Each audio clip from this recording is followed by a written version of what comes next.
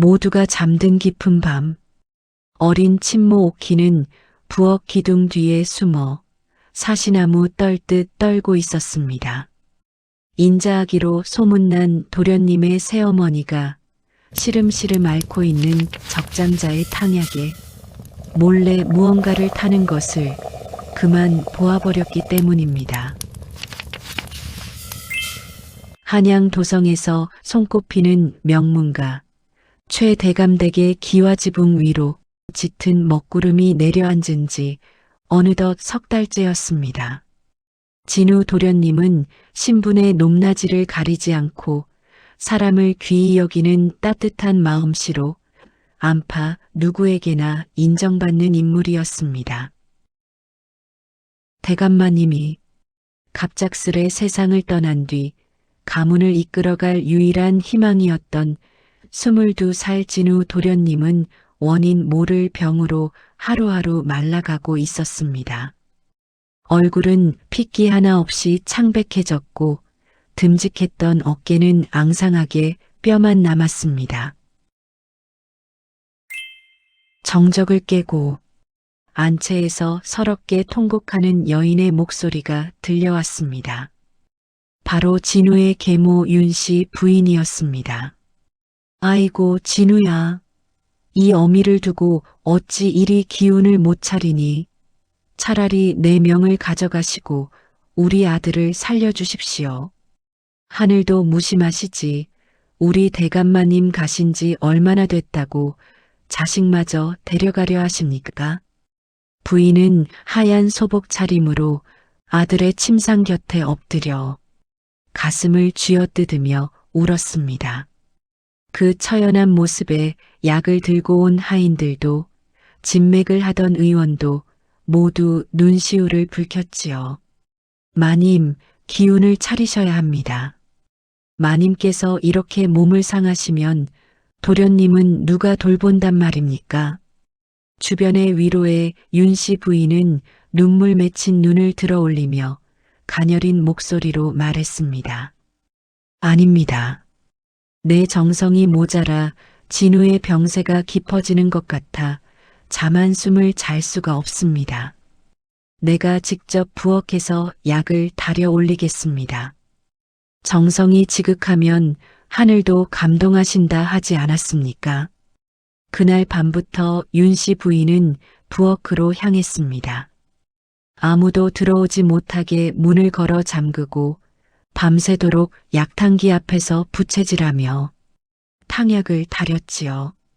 집안 사람들은 그런 마님의 정성에 세상에 저런 친어머니 같은 계모가 어디 있느냐며 칭송이 자자했습니다. 하지만 마님의 얼굴은 가마솥 불빛 아래 전혀 다른 모습으로 변해 있었습니다. 멍청한 것들. 내 눈물 연기에 다들 속아 넘어가는구나. 마님의 입가에는 비열하고도 차가운 미소가 걸려 있었습니다.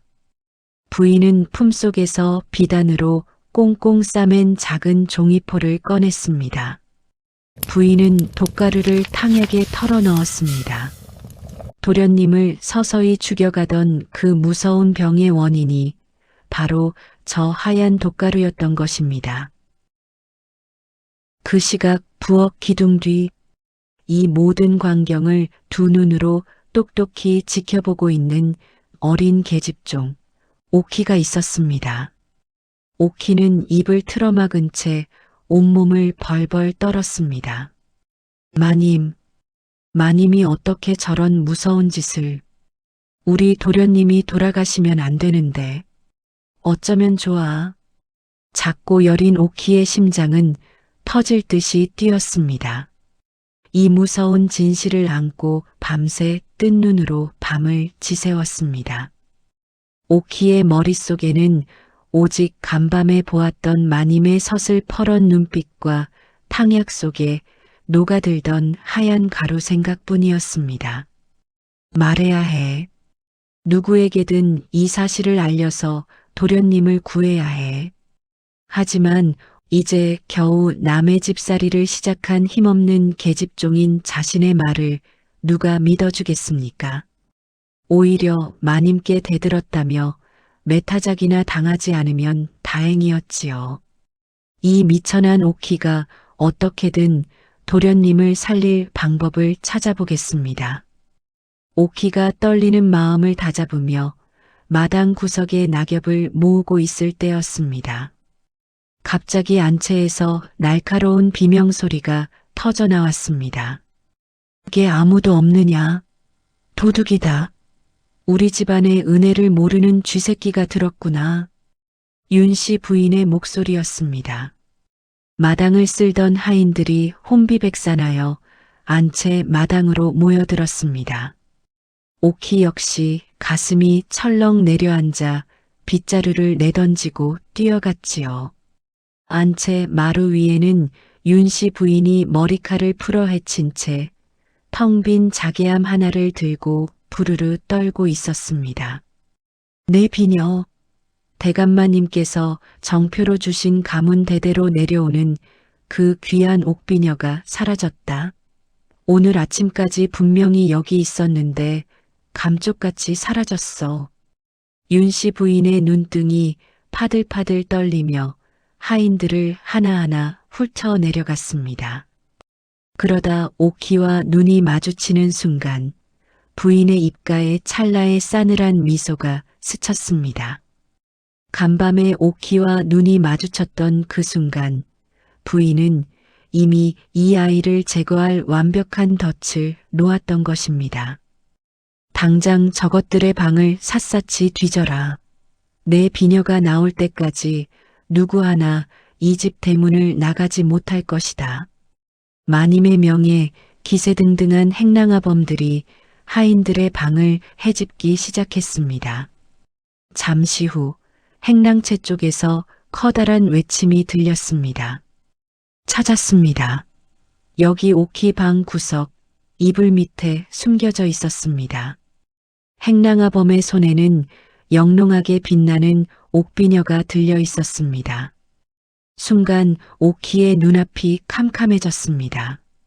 주변 하인들의 눈빛이 순식간에 차갑게 변했습니다. 아닙니다. 마님, 저는 정말 모르는 일입니다. 제 방에 왜 그게 있는지 저도 모르겠습니다. 오키가 바닥에 머리를 찌우며 울부짖었지만 윤씨 부인은 차가운 얼굴로 오키에게 다가와 낮은 목소리로 속삭였습니다. 오직 오키만 들을 수 있는 죽음의 전언이었지요. 어린 년이 눈치가 빠르면 명이 짧은 법이지. 내가 감히 내 뒤를 캤느냐? 그러더니 부인은 다시 사람들을 향해 크게 통곡하기 시작했습니다.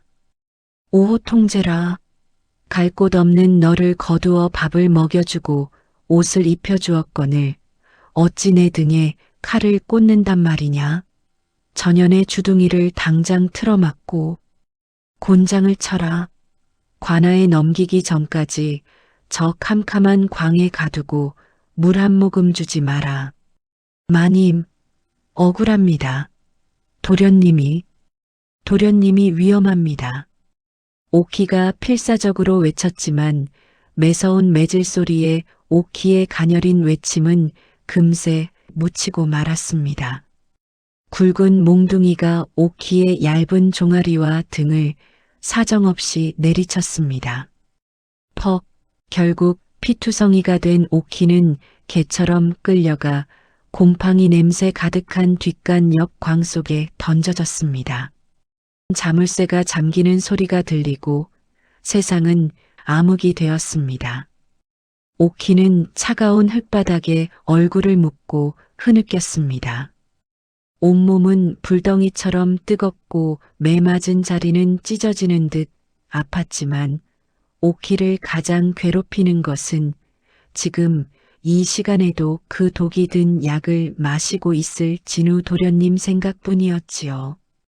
제발 누군가 도와주세요. 오키의 절망적인 기도가 고요한 밤의 어둠 속으로 흩어지고 있었습니다. 대감댁 담장 안이 억울한 눈물로 젖어들고 있을 때 저작거리의 공기는 평소와 다름없이 시끌벅적했습니다. 시장 한복판에 자리 잡은 허름한 주막, 그곳 평상 위에는 커다란 체격에 얼굴에는 옅은 흉터가 있는 사내 하나가 묵묵히 국밥 그릇을 비우고 있었습니다. 한양 바닥에서 그의 이름을 모르면 간첩이라 할 정도로 주먹 하나로 저작거리를 평정한 사내, 바로 강철이었습니다. 그는 겉보기엔 무시무시한 왈패 같았지만 남의 눈물 흘리게 하는 일은 죽어도 하지 않는 나름의 기계를 가진 사내였지요. 그때 옆자리에서 술잔을 기울이던 장사꾼들의 대화가 강철의 귀에 꽂혔습니다. 여보게, 최 대감댁 소식 들었나?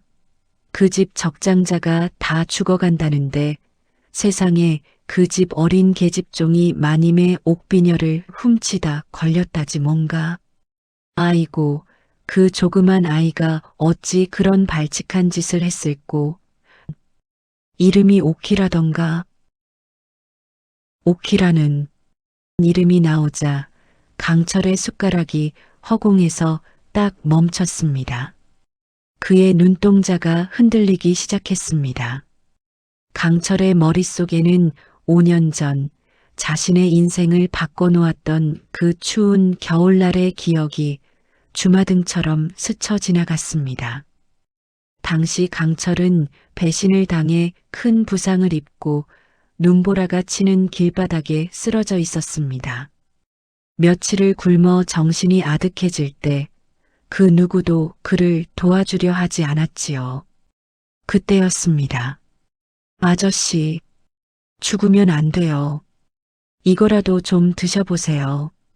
흐릿한 시야 사이로 보였던 것은 어린 소녀 오키였지요. 아이는 자신의 점심으로 받은 주먹밥 한 덩이를 꽁꽁 얼어붙은 강철의 손에 꼭 쥐어주었습니다. 제 몫의 끼니를 내어주느라 정작 아이의 배에서는 꼬르륵 소리가 났지만 오키는 해맑게 웃으며 강철의 뺨을 비벼주었지요. 아저씨, 전 괜찮아요. 이거 드시고 꼭 기운 차리셔야 해요. 약속이에요. 그 따뜻한 온기 덕분에 강철은 다시 일어설 수 있었습니다. 그는 그때 결심했지요. 내 이 아이의 은혜는 꼭 갚으리라. 그 이후 강철은 오키가 최 대감댁 식솔로 들어갔다는 소식을 듣고 멀리서나마 조용히 지켜보고 있었습니다. 그런 오키가 도둑질을 했다고? 그 맑은 눈을 가진 아이가? 강철의 두 주먹에 핏줄이 돋았습니다. 그는 탁자 위에 엽전을 거칠게 던져놓고는 자리에서 벌떡 일어났습니다. 어이 형님, 어디 가십니까? 옆에 있던 아우들이 놀라 물었지만 강철은 대답 대신 매서운 눈빛으로 대감댁이 있는 북촌 쪽을 응시했습니다. 최 대감댁으로 간다. 하늘이 알고 땅이 아는 그 아이의 결백을 내 주먹이 증명할 것이다. 강철은 성큼성큼 시장을 가로질러 나갔습니다. 오키야, 조금만 기다려라. 강철의 발걸음이 빨라질수록 한양의 밤 공기도 팽팽하게 긴장하기 시작했습니다.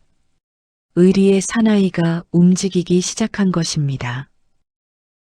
달빛조차 구름 뒤로 숨어버린 깊은 밤, 최 대감댁의 광 안에서는 오키의 가냘픈 신음소리만이 문틈을 타고 새어 나오고 있었지요. 어머니, 아버지, 무서워요. 저 도련님을 살려야 하는데. 오키는 소리 없는 눈물을 쏟았습니다. 내일이면 포도청 포졸들이 들이닥쳐 자신을 죄인 취급하며 끌고 가겠지요.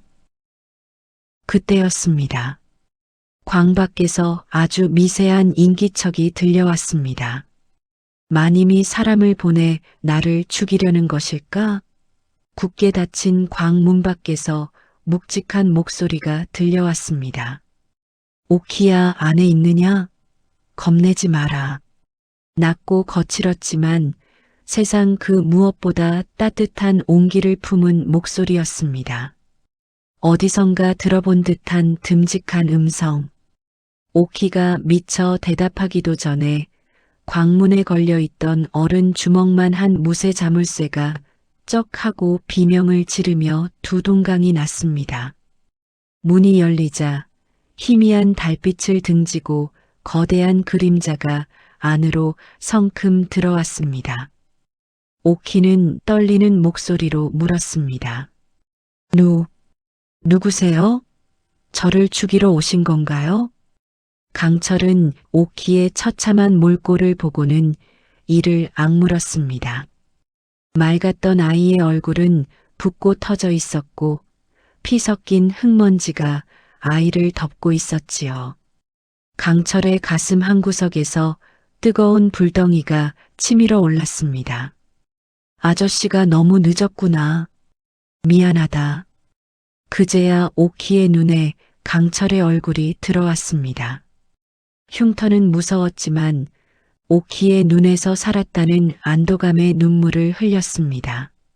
아저씨, 저는 비녀를 훔치지 않았어요. 마님이 도련님 약에 독을 타는 걸 보았는데 그래서 저를 알고 있다. 내가 어떤 아이인지 이 아저씨가 누구보다 잘 안다. 이제 걱정하지 마라. 내가 이 아저씨를 살렸듯이 이제는 이 아저씨가 너를 지킬 것이다. 강철은 오키를 번쩍 안아 올렸습니다. 자신의 겉옷을 벗어 오키의 어깨에 덮어주었습니다. 꽉 잡거라. 여기서 나가야 한다. 강철은 오키를 업고는 대감되게 높은 담장을 가뿐하게 뛰어넘었습니다. 어둠 속에 몸을 숨긴 채 그는 자신의 은신처를 향해 밤바람을 가르며 달렸습니다. 강철의 은신처는 저작거리 끝자락 낡은 기와집이었습니다. 그는 오키를 따뜻한 아랫목에 누이고 직접 물을 데워와 아이의 얼굴에 묻은 핏자국과 흙먼지를 조심스레 닦아내었습니다. 아저씨, 여기가 어디인가요? 저는 이제 죽는 것인가요? 강철은 투박한 손으로 오키의 머리를 쓰다듬으며 인자하게 웃어 보였습니다. 죽다니 당치도 않다. 이곳은 세상에서 가장 안전한 곳이니 마음 푹 놓거라. 그나저나 오키야, 대체 그 집안에서 무슨 일이 있었던 게냐? 그 착한 내가 어찌 도둑 누명을 쓰고 그런 모진 매질을 당했단 말이냐? 강철의 물음에 오키는 참았던 울음을 다시 터뜨렸습니다. 오키는 간밤 부엌에서 목격했던 그 끔찍한 광경을 하나하나 털어놓기 시작했습니다. 아저씨, 이대로 두면 우리 도련님이 돌아가셔요. 제발 도련님을 살려주세요. 오키의 절규 섞인 고백이 이어질수록 강철의 얼굴은 무섭게 굳어갔습니다. 양반이라는 작자들이 제 배를 채우기 위해 천륜을 저버리고 자식의 목숨을 노리다니 강철에게는 도저히 묵과할 수 없는 악행이었습니다. 오냐, 오키야. 내 억울함은 물론이고 도련님의 목숨까지 내 반드시 지켜내마. 오키를 안심시켜 잠재운 뒤 밖으로 나가 마당에 서 있는 커다란 징을 3번 크게 울렸습니다. 그 소리는 깊은 밤 저작거리의 정적을 깨고 은밀하게 퍼져나갔지요. 얼마 지나지 않아 어둠 속에서 건장한 사내들이 하나둘씩 모여들었습니다. 강철의 수하들이자 저작거리에서 잔뼈가 굵은 아우들이었습니다. 형님, 무슨 일이라도 터진 것입니까? 모두 잘 들어라. 지금 최대감댁에서 사람의 탈을 쓴 악귀가 설쳐대고 있다. 지금 당장 한양 바닥을 이 잡듯이 뒤져라. 최근 한 달 사이에 은밀하게 맹독을 지어준 약방이나 사람 눈을 피해 독초를 구하러 다닌 계집이 있는지 샅샅이 찾아내란 말이다. 강철의 명령에 아우들은 마른 침을 삼켰습니다. 평소 인자하던 강철이 이토록 분노한 것은 처음 보았기 때문입니다. 형님, 걱정 마십시오. 저희가 누구입니까? 날이 밝기 전에 그 독약을 판 놈의 뒷덜미를 낚아채 오겠습니다. 강철의 호령이 떨어지기가 무섭게 아우들은 한양 바닥 구석구석으로 흩어졌습니다. 강철의 눈에는 이미 정의의 불꽃이 이글거리고 있었습니다. 먼동이 트기 전 강철의 아우들은 평소 자신들이 관리하던 저작거리의 은밀한 정보망을 가동하여 쥐새끼 한 마리 지나간 흔적까지 훑어 내려갔습니다. 마침내 남대문 밖 으슥한 골목 끝자락에 자리한 허름한 약방 하나가 레이더망에 걸려들었습니다. 그곳은 평소 이름 없는 자풀이나 팔며 연명하는 듯 보였으나 사실은 뒤로 은밀히 맹독을 조제에 팔기로 소문난 독사 영감의 거처였습니다. 형님, 찾았습니다. 그 영감이 최근 최 대감댁 하녀와 몰래 접선했다는 증언을 확보했습니다. 아우의 보고를 받은 강철은 지체 없이 그 약방으로 들이닥쳤습니다. 쾅! 낡은 나무문이 강철의 거친 발길질에 힘없이 부서져 나갔습니다. 방 안에서는 한 노인이 화들짝 놀라 보따리를 싸려다 말고 바닥에 주저앉았습니다. 바로 비열한 약재상, 독사 영감이었습니다. 누구십니까? 이 새벽에 무슨 무례한 짓입니까? 약재상은 떨리는 목소리로 소리를 질렀지만 강철은 아무 말 없이 다가가 그의 목덜미를 한 손으로 낚아챘습니다. 내 놈이 독사 영감이냐? 내 긴 말 안 하마. 최근 최 대감댁 마님의 카녀에게 넘겨준 그 하얀 가루의 정체가 무엇이냐? 강철의 서슬 퍼런 물음에 약재상의 눈동자가 심하게 흔들렸습니다. 무슨 말씀인지 저는 모르는 일입니다. 저는 그저 평범한 약초만 파는 사람입니다. 허튼 수작 마라. 강철이 옆에 있던 약장을 발로 차버리자 수많은 약 상자들이 바닥에 쏟아지며 아수라장이 되었습니다. 강철은 허리를 숙여 약재상의 코앞까지 얼굴을 들이밀었습니다. 내 인내심이 그리 깊지 않다. 내 놈이 최 대감댁 적장자를 서서히 죽이려 맹독을 지어 바쳤다는 걸 이미 다 알고 왔다. 순순히 불면 목숨은 살려주겠지만 끝까지 오리발을 내민다면 내 놈의 그 더러운 혓바닥부터 뽑아 저작거리 개들에게 던져줄 것이다. 어떡하겠느냐? 강철의 눈에 진심 어린 살기에 약재상은 그만 바지에 오줌을 지리고 말았습니다. 그는 바닥에 머리를 찌우며 살려달라고 빌기 시작했습니다. 아이고, 살려주십시오. 나리, 제가 죽을 죄를 지었습니다. 그게 사실은 그냥 독이 아니라 사람의 심기를 서서히 말려 죽이는 단원초 가루입니다요. 마님께서 사람을 보내 절대 흔적이 남지 않는 것으로 달라고 하셔서 거부할 수가 없었습니다. 증거는 마님이 내 놈에게 약을 주문했다는 증거가 있을 것 아니냐. 강철의 호통에 약재상은 기어가는 목소리로 대답했습니다. 있습니다.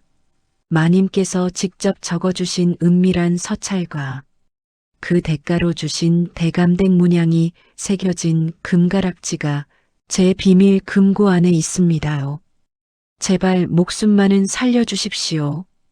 강철은 아우들에게 눈짓을 보냈습니다. 아우들이 구석진 바닥을 들추자 과연 그곳에서 윤씨 부인의 필체가 선명한 종이 한 장과 번쩍이는 금가락지가 나왔습니다. 증거물들을 손에 쥐는 순간 강철의 입가에 승리의 미소가 번졌습니다. 좋다. 내 놈의 목숨은 일단 살려주마. 대신 내 놈은 이제부터 내 증인이다. 관아에 가서든 대감댁에 가서든 내 놈이 본 모든 것을 토씨 하나 틀리지 않고 증언해야 할 것이다. 만약 딴 마음을 먹는다면 알지? 네. 시키는 대로 다 하겠습니다. 제발 살려만 주십시오. 약재상을 포박한 강철은 증거물들을 품속에 깊이 넣었습니다. 이제 모든 준비는 끝났습니다. 윤씨 부인, 이제 내 가증스러운 연출도 끝이다. 진실의 시간이 다가오고 있다. 한편 대감댁 안채의 분위기는 서리빨이 날리듯 차갑게 얼어붙어 있었습니다. 광에 가두어 두었던 오키가 감쪽같이 사라졌다는 보고를 받은 윤씨 부인은 이 쓸모없는 것들, 그 조그만 계집애 하나를 제대로 지키지 못해 놓치다니. 내일 아침이면 관아에서 사람이 올 텐데 죄인이 사라졌으니 이제 내 체면은 어찌 될 것이며 혹여나 그년이 입이라도 놀리고 다니면 어쩔 셈이냐. 윤씨 부인의 눈등이 파들파들 떨렸습니다. 오키가 단순히 도망친 것이 아니라 누군가의 도움을 받았다는 사실이 그녀를 더 불안하게 만들었습니다. 부인은 은밀히 저작거리의 악랄한 해결사들을 불러 모았습니다. 돈이면 살인도 서슴지 않는 그들에게 거금을 쥐어주며 끔찍한 명령을 내렸지요. 지금 당장 저작거리를 샅샅이 뒤져서 그 계집년을 찾아라. 만약 살아있는 채로 데려오기 힘들다면 차라리 시신이라도 가져오너라. 그 아이를 돕는 자가 있다면 그놈까지 소리 소문 없이 묻어버려야 한다.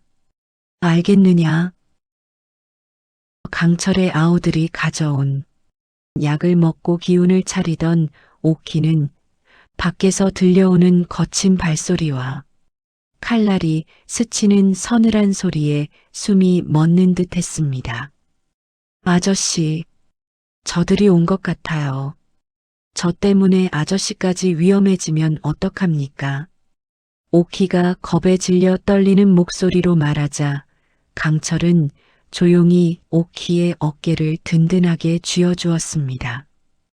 오키야, 절대 소리 내지 마라. 너를 지키겠다는 약속, 목숨을 걸고 지킬 테니 너는 저 뒷방에 숨어 있거라. 강철은 오키를 피신시키고 홀로 마당으로 나섰습니다. 곧이어 수십 명의 자객이 담장을 넘어 은신처를 에워쌌습니다. 돈 몇 푼에 양심을 팔아 어린아이의 목숨을 노리는 쥐새끼들 같으니 내 오늘 너희 놈들의 비겁한 칼날을 모조리 꺾어주마. 강철은 거구의 몸집에도 불구하고 번개처럼 움직이며 자객들의 공격을 막아냈습니다. 비록 어깨와 팔에 상처가 나 피가 흘렀지만 그는 오직 방 안에서 떨고 있을 오키를 지켜야 한다는 일념 하나로 쓰러지지 않고 버텼습니다. 강철의 무서운 기세에 자객들은 하나둘씩 비명을 지르며 낮아빠졌고 한밤의 은신처는 진실을 지키려는 자와 덮으려는 자의 처절한 전장으로 변해갔습니다. 다음 날 아침 최 대감댁 안채에는 평소보다 더 짙은 약 냄새가 진동하고 있었습니다. 윤씨 부인은 간밤의 불안을 감추려는 듯 직접 쟁반을 들고 진우의 방으로 향했습니다. 이 어미가 정성껏 달인 약이니 어서 한 모금도 남기지 말고 마셔봐라. 그래야 기운을 차리고 가문을 돌보지 않겠느냐. 부인은 파르르 떨리는 아들의 손에 탕약 사발을 쥐어주었습니다. 진우가 힘겹게 사발을 입가로 가져가던 바로 그 찰나였습니다. 안 됩니다. 도련님, 그 약을 드시면 안 됩니다. 벼락 같은 고함과 함께 방문이 박살나듯 열리며 강철이 들이닥쳤습니다. 그 뒤로 오키와 포도청 포졸들, 그리고 포박된 약재상이 줄줄이 모습을 드러냈지요. 윤씨 부인은 사색이 되어 소리쳤습니다. 이게 무슨 무례한 짓이냐? 어디라고 감히 여길 들어오느냐? 여봐라, 당장 이 무례한들을 끌어내지 않고 무엇하느냐? 그러나 강철은 아랑곳하지 않고 마님의 손에 든 약사발을 쳐서 바닥으로 떨어뜨렸습니다. 챙그랑 소리와 함께 쏟아진 까만 액체 위로 강철이 은장도를 담그자 순식간에 칼끝이 새까맣게 변해버렸습니다.